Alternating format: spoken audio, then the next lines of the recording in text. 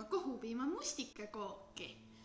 Vaja lähevad asjad on meil siis põhja jaoks 100 grammi võid, 3 supilusikat suhkrut, 1 munakollane, 2 detsiliitrit jahu ning natukene soola. Siis täidise jaoks 400 grammi kohupiima ning 100 grammi jogurtit. Siis 1,5 detsiliitrit suhkrut ning 3 supilusikat jahu. Siis 3 munakollast ja 4 munavalget ning 200 grammi hapukoort ja mustikad. Nüüd ma olen hakkinud või lahti ja hakin edasi, kui ma olen jahu siia juurde valanud. Nüüd ma segan siia juurde munakollase, suhkru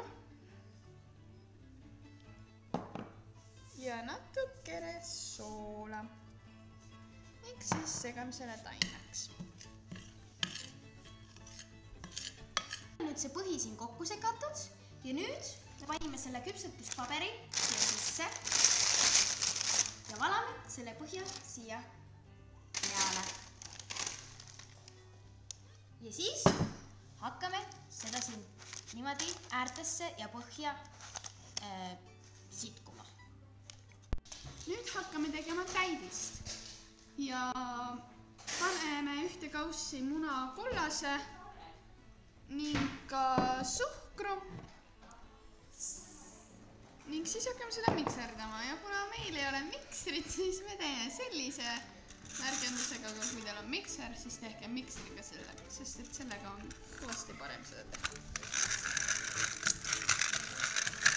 Nüüd on meil see munakollane koos suhkruga vahustatud ja nüüd me valame siia juurde siis selle kohupiima ja jogurti segu.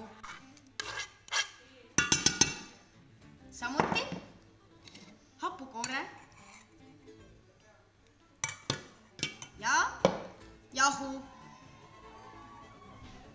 Segame kõik kokku.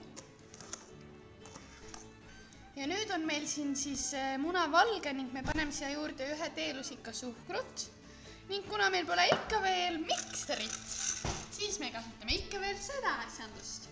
Aga kui teil on mikser, siis mikserdage.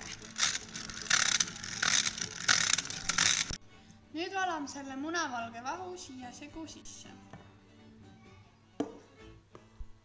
Ja nüüd valame siia juurde mustikad. Valame selle segu nüüd siia põhja peale. Nüüd me panime siis selle koogi siia ahju ja see ahi on siis eelnevalt 200 kraadi juurde pandud. Ja küpsetame seda seal 30–40 minutit. Kui te tahate koogile ka kastet peale, siis ostke vaniljepulbrit ning 1 koti sisule segage juurde 200 milliliitrit piima ning siis segage seda natuke ning laske seista 5–10 minutit. Tada!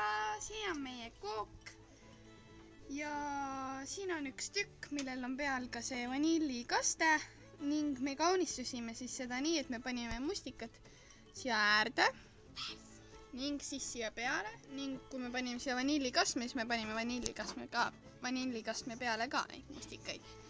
Ning see näeb välja väga isuäratav, loodame, et see ka maitseb meile ja nägemist.